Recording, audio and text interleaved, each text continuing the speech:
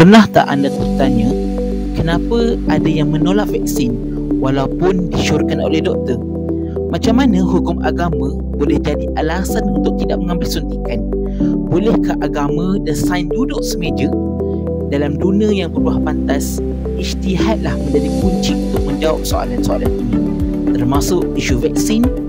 Jadi, apa pandangan Islam? Assalamualaikum warahmatullahi wabarakatuh.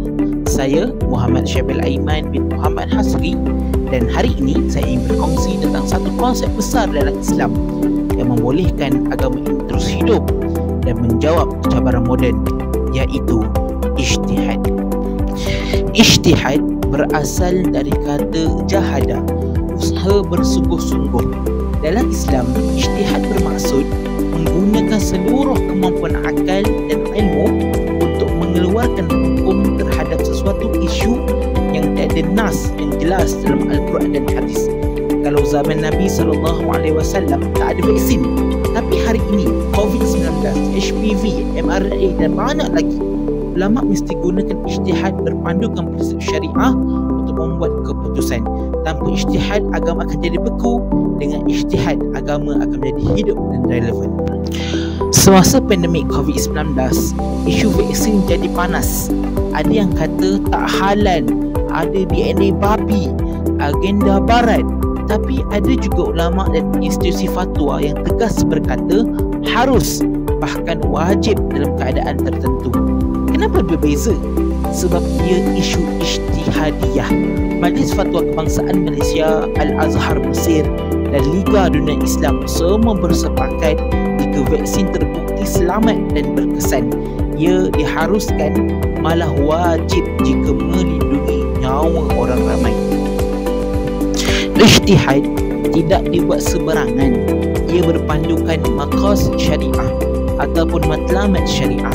Ada 5 objektif utama. Pertama, memelihara agama.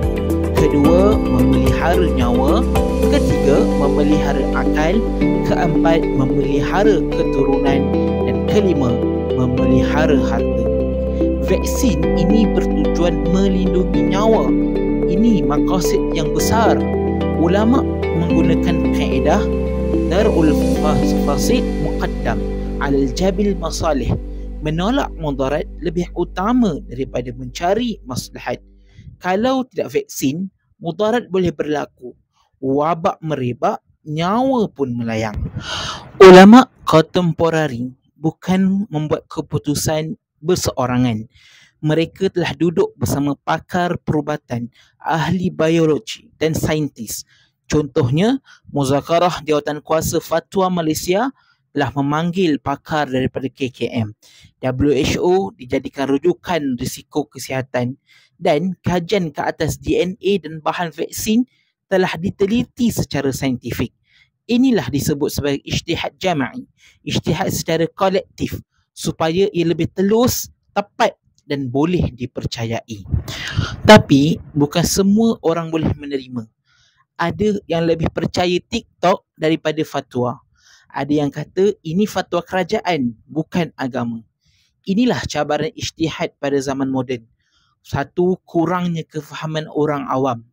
Kedua, info palsu yang tersebar lebih laju daripada ilmu. Dan yang ketiga, politiking dalam isu agama.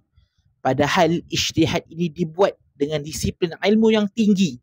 Tapi kalau orang tak faham, keputusan agama pun ditolak. Kalau kita faham apa itu ijtihad, kita tak akan mudah terpedaya. Ijtihad bukan tukar hukum ikut suka. Ialah usaha ilmiah untuk pastikan Islam terus jadi rahmat. Ijtihad bukan musuh tradisi, tapi jambatan antara syariah dan realiti. Ulama zaman silam seperti Al-Imam Syafi'i, Imam Al-Ghazali dan Ibn Qayyim, mereka ini semua mujtahid. Kalau mereka hidup hari ini, pasti mereka guna ilmu moden juga. Allah Subhanahu wa ta'ala telah berfirman, A'udzubillahi minasyaitonirrajim, fas'alu ahli zikri in kuntum la ta'lamun. Tanyalah kepada ahlinya jika kamu tidak mengetahui.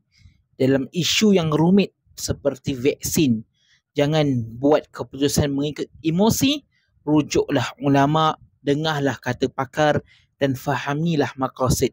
Ijtihad bukan perkara yang asing, ialah satu rahmat, dan rahmat itu hanya dapat bila ilmu, iman dan amanah berjalan dengan seiring. Audio Jungle.